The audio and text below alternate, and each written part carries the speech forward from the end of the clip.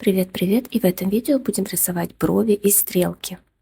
Для бровей буду использовать стойкую краску, а для стрелок буду использовать пигмент прямого действия для бровей темно-коричневый. Для своих невидимых бровей я беру черную краску. Почему черную? Потому что эта краска достаточно мягкая, и на мне она будет отображаться более естественно, и никакого черного цвета не будет. Я вам показываю оксид 6%, но на самом деле я использую 3%. Тот старый оксид я вылила, потому что 6% он все-таки используется для более толстых волосинок с сединой, а мне достаточно и 3. Итак, я размешала состав 1 к 1, краску с оксидом, подготовила ватные палочки, смочила их мицеллярной водой. Когда волосинки на бровях не густые, то удобнее использовать не кисточку, а специальную палочку. В данном случае это палочка из набора краски. Она такая спиралевидная. Ей очень удобно наносить краску. Вот такими прибивающими, промакивающими движениями я как бы прилипаю эту краску к коже. Палочку держу параллельно коже и от хвостика двигаюсь к переносице потихонечку. Когда я держу палочку параллельно коже, то краска распределяется максимально точно, но если вдруг что-то пошло не так, то всегда можно подправить окантовку ватной палочкой, смоченной в мицеллярной воде. Если бровки густые, волосинок много и они ощущаются, то, конечно, удобнее наносить скошенной кистью. Но если у вас тоже, как у меня, бровки лысые, то, конечно, удобнее наносить вот такой палочкой.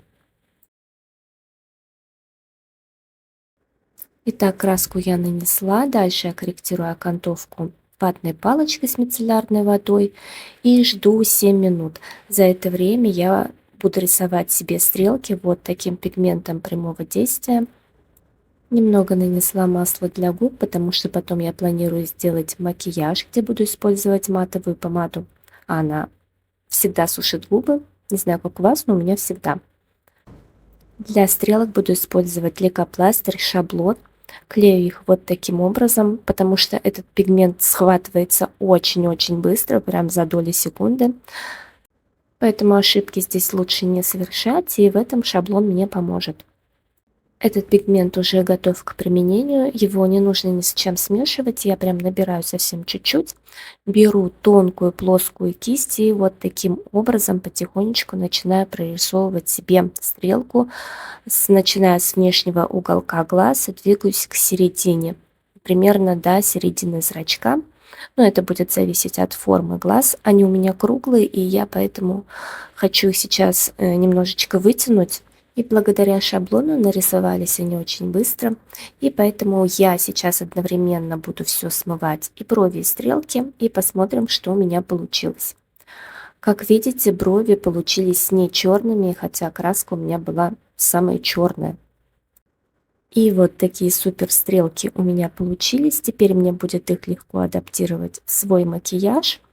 То есть я могу приглушить их интенсивность, либо наоборот подчеркнуть подводкой. Такие стрелки и брови на мне держатся примерно от 3 до 7 дней, и это будет зависеть от того, чем я буду умываться.